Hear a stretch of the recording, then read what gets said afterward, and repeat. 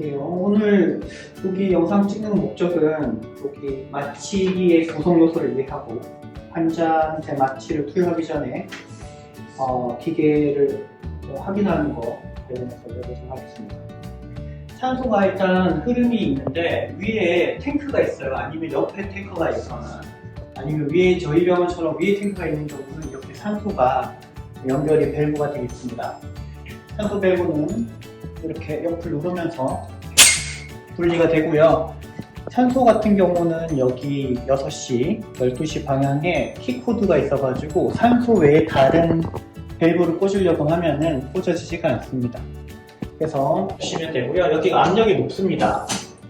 산소통에서 실질적인 압력 같은 경우는 15,000kPa 정도 되는데 저희가 보통 쓰는 압력 밥솥 정도가 50kPa 정도 되거든요. 그래서 바로 이 압력이 넘어오면은 환자한테 직접적으로 엄청난 데미지가 가기 때문에 여러 단계를 거쳐서 압력이 점차 낮아지는 그런 상태가 됩니다.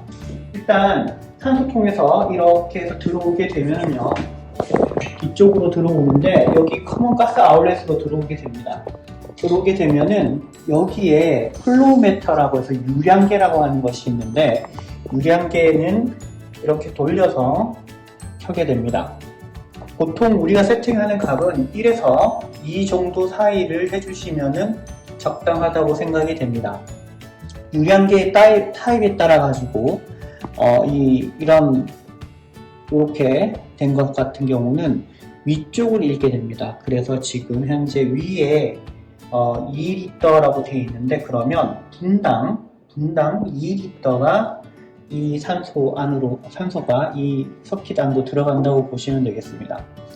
볼 타입이 있는데 볼 타입 같은 경우는 중앙을 읽으시면 됩니다. 그 다음에 플로우메터 쪽으로 해서 이렇게 들어오게 되면은 다시 압력이 일부 낮아지게 되고요. 요 기화기라고 해서 마취기 기화시키는 마취제, 흡입 마취제 기화시키는 기화기를 통과한 다음에 환자한테 들어가게 됩니다. 일단 이 기화기 같은 경우는 돌릴 때 퍼센테이지로 돌아가게 되는데 아이소플로라네 같은 경우는 5% 이상 주게 되면은 치명적이기 때문에 맥시멈이 5로 되어 있고요. 보통은 시작할 때 여기 위쪽에 푸시 버튼이 있어서 이걸 눌러줘야지 돌아갑니다. 그래서 돌아가는데 3에서 한 번 걸립니다. 왜냐하면 이거보다 높게 놓는 경우는 거의 없기 때문에 3에서 다시 한번 걸리고 다시 누른 다음에 돌리게 되면 5까지 올릴 수 있는데 5까지 올려놓은 상태는 너무 높기 때문에 아이가 마취가 너무 빨리 깨거나 너무 갑자기 낮아지는 상황이 생겼다라고 했을 때 일시적으로 올려놓는 거라고 보시면 되겠습니다. 보통 아이소플로라는 2에서 3 사이 정도 줌을 유지하면 1.5맥 정도가 나오기 때문에 2에서 3 사이 정도쯤에서 유지하시면 되겠습니다. 아이소플로레는 이런 식으로 보라색으로 되어 있는데 넣으려고 할 때 여기 채워주는 것을 확인해야 되는데 보시면은 미니멈에서 맥시멈까지 되어 있고요. 최소 얼만큼 있는지 확인해 볼 필요가 있습니다. 만약에 마취하는 도중에 이게 너무 급격하게 없어진다라고 했을 경우에 충전할 수가 있는데 충전할 때는 기화기를 일시적으로 끄고요. 그 다음에 열으셔가지고 여기다가 부어주시면 되겠습니다. 그리고 닫고요. 켜주시면 되는데 병원에 따라가지고 다 쓴 아이소플로레는 회수할 수가 있습니다. 그래서 여기 밸브를 풀어주시면은 요 아래쪽에 구멍으로 여기 기화기에 있는 아이소플로라는 액을 다시 받아낼 수가 있습니다. 일단 다시 조금 앞으로 가면 유량계하고 관련해 가지고 아까 1에서 2 정도를 맞춰 놓는다고 했는데 1보다 낮게 되면은 이 퍼센테이지가 극도로 틀려지는 경우가 많기 때문에 최소 1로 해주시는 것이 맞겠고요. 적절하게 쓰려고 하면은 1에서 2 사이 정도가 가장 유지할 때 좋다고 보시면 되겠습니다.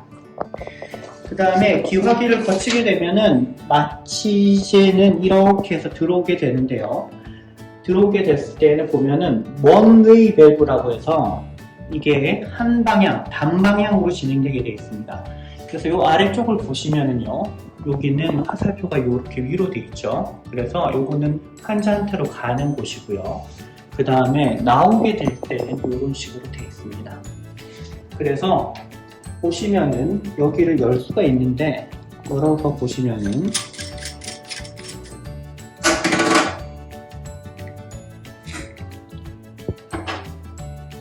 여기 구멍하고요, 들어가는 구멍하고, 그 다음에 환자 쪽으로 가는 구멍하고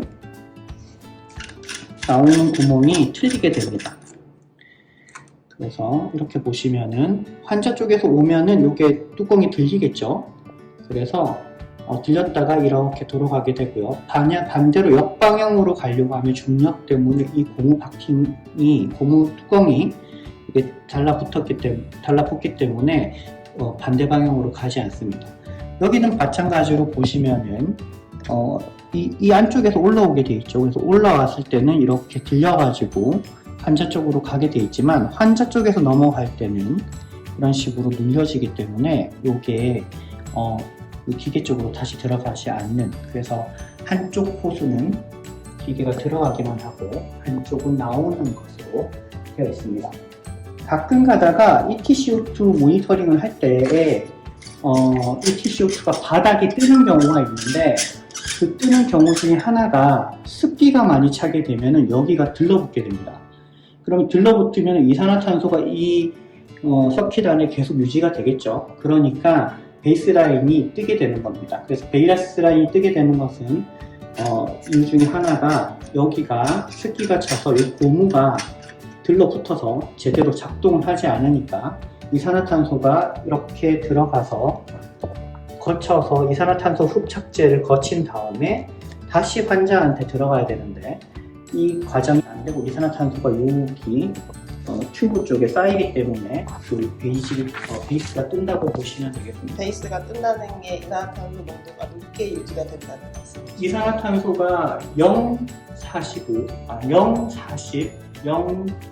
35에서 45 사이로 왔다 갔다 하게 되는데, 0이 아니라 3, 4, 5 이런 식으로 뜨게 됩니다. 그래서 밑에 베이스라인, 그거는 나중에 마취 모니터링 하는 거와 관련해서 하도록 하겠습니다.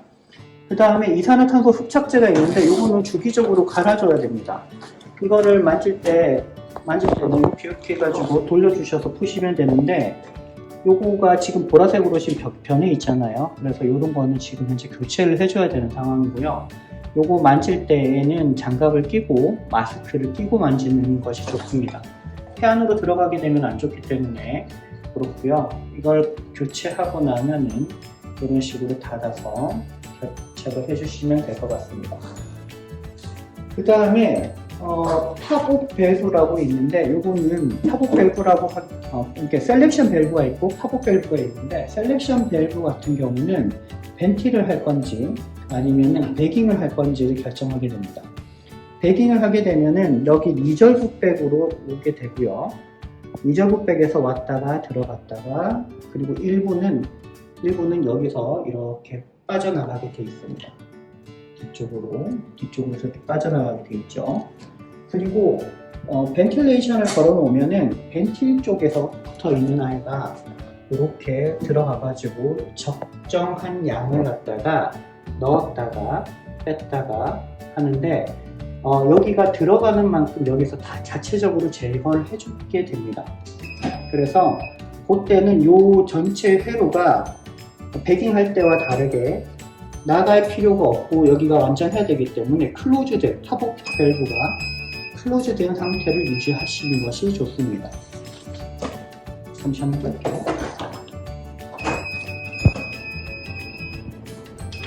지금 벤틸을 켰는데, 벤틸하고 관련해 가지고는 지금 세팅을 이렇게 해 놓습니다. 보통 로우 프레셔, 그 다음에 하이 프레셔 설정을 하는데, 5보다 작은 거, 그러니까 5cm H2O, 물을 5cm 정도 올리는 압력이라고 보시면 돼요. 특정한 관에. 여기는 20cm를 올릴 수 있는 압력이겠죠. 그래서 보통 우리가 세팅할 때 5 이상, 15 이하를 세팅하게 됩니다. 적정한 거는 10 정도쯤에서 왔다 갔다 하는 것이 좋고요. 들어가는 거는 한번 이렇게 누를 때 들여 마실 때의 비율과 나의 때의 비율의 시간 비율이 1대2로 보통 설정을 해 놓습니다. 호흡수는 12에서 14, 16 사이를 놓는 것이 일반적이라고 보시면 되겠습니다. 여기가 5 이하로 떨어지거나 20 이상으로 올라가게 되면은 알람이 울리게 되는데, 그 이유는 5보다 떨어지게 되면은 이 회로 어딘가서 가에서 새고 있다는 뜻이고요. 20 이상이 되게 된다 그러면 압력이 너무 높아가지고 아이가 호흡을 할 수 없는 상태가 되기 때문에 이렇게 보통 세팅을 해 놓습니다. 그리고 요 위에 있는 거에 그 튜브를 보시면은 보통 여기 떨어지는데, 지금 떨어지시는 거 보시면은 100 정도 떨어지죠. 그러면은 요거 같은 경우가 타이달 볼륨이라고 해서 1회 호흡량 킬로그램당을 보통 10에서 15 정도로 잡습니다. 15ml. 그래서 100 정도 떨어지니까 10kg이거나 아니면 적으면은 7kg 정도쯤이라고 보시면 되겠습니다. 반대로 이야기하면은 여기가 25까지니까 25kg한테 쓰기에는 너무 작죠. 그래서 적절하게 기능을 할 수 있는 거는 200 정도 수준이기 때문에 보통 10kg가 넘어가면 이쪽으로 바꾸게 됩니다. 이걸로 바꾸게 되고요. 여기 보시면은 100에서 1500까지 되어 있죠. 이런 거는 대형견용이고 15kg 넘어가거나 10kg 넘어가면은 이걸로 바꾸시고, 10kg 이하를 내시면은 요 250ml짜리를 달아주시는 것이 좋겠습니다. 그 다음에 요 벤티를 걸 때는 아까 이야기했던 것처럼 터보 밸브는 잠그게 됩니다. 그리고 배깅을 하게 된다 그러면 다시 넘기고요. 배깅을 했을 때는 여기에 압력을 저희가 측정할 수가 있는데, 한번 누를 때 보시면 여기도 보시면 센치 H2O라고 되어 있죠. 요 회로의 압력이 얼마나 되는지를 의미하는 겁니다. 지금 압력이 계속 차니까 밑에 베이스라인이 뜨죠. 왜냐하면 여기 팝업 밸브가 잠겨져 있기 때문입니다. 그래서 열어주고 압력을 조금 제거하면 다시 0으로 떨어집니다. 근데 요거를 반쯤 해가지고 이렇게 눌러 주셔야지 압력이 적절하게 10까지 올라가겠죠. 너무 많이 열거나 너무 많이 좁혀 놓으면 안 되겠죠. 그래서 아까 호흡할 때 10cm H2O까지 정도 해주는 게 좋다고 했으니까 이렇게 해주시면 되겠습니다. 그 다음에 여기 튜브가 있는데, 튜브 같은 경우는 지금 현재에 있는 것이 15mm 짜리일 겁니다. 15mm 직경이고, 요거는 더 두껍죠. 이렇게 보시면은 요거는 22mm 짜리. 그래서 책에는 보통 7kg, 8kg까지는 15mm를 쓰라고 되어 있고요. 그 다음에 그 이상은 여기 22mm를 쓰라고 되어 있습니다. 근데 이제 저희 경우 같은 경우는 대충 10kg 전후에서 요거를 바꿔주시는 게 좋겠습니다. 그리고 리저브백이 이렇게 있는데, 리저브백이 있는데 이쪽 편에 있는 건 지금 환자가 없기 때문에 환자의 폐라고 생각하시면 되겠습니다. 이렇게 돼 있고, 요거는 지금 현재 바꿀 이유는 별로 없지만 보통 이런 것들이 500 정도 들어가 있는데, 요 리저브백을 선택할 때는 그 아까 1회 함기량이 킬로그램당 10에서 15 정도라고 했죠. 그러면 10kg면 100에서 150ml 정도거든요. 그러면 거기에 100에서 150ml에 곱하기 6 정도를 했을 때 이 리저브백의 볼륨이 적당하다고 보시면 되겠습니다. 그래서 지금은 500짜리가 달려있다고 보시면 되겠습니다. 그래서 이런 기계가 들어가 있고요. 마지막으로 하나가 더 있는데, 여기에 산소를 플러싱하는 게 있습니다. 여기는 산소 플러싱을 하게 되면은 기화기를 거치지 않아요. 아까 압력이 그 플로베터에서 이쪽으로 떨어지면서 기화기를 거치면서도 또 떨어지고 환자한테 적정한 압력이 유지될 수 있도록 해준다고 했는데, 이 아이를 누르면은 분당 많으면 기계에 따라서 35리터 혹은 75리터까지도 나오기 때문에 이게 압력이 바로 저쪽에 폐로 전달된다 그러면 엄청나게 먹게 되겠죠. 지금 현재 열어놨는데 그렇거든요. 닫아놓은 상황에서 잠시 누르면 금방 30 넘어 올라가죠. 그래서 자칫 잘못하면 환자의 폐가 다 다칠 수가 있습니다. 그래서 물론 여기 리절브백이 고무로 되어 있고 하니까 압력을 조금 완충시켜 주기도 하지만 이거를 환자가 연결되어 있는 상황에서는 누르지 않습니다. 이걸 누르면은 여기에 있는 그 아이소플로란 기화기를 거치지 않기 때문에 여기 서킷에 있는 그 아이소플로란의 농도가 급격하게 낮아지기 때문에 요 산소 위주로 채우고 아이소플로란의 농도를 급격하게 떨어뜨릴 때 사용한다고 보시면 되겠습니다. 다시 한번 말하지만 이 아이는 플로메타를 지나긴 하지만 이 바로 기화기를 거치지 않고 이렇게 지나가기 때문에 높은 압력이 되기 때문에 환자가 결착돼 있을 때는 쓰시면 안 됩니다.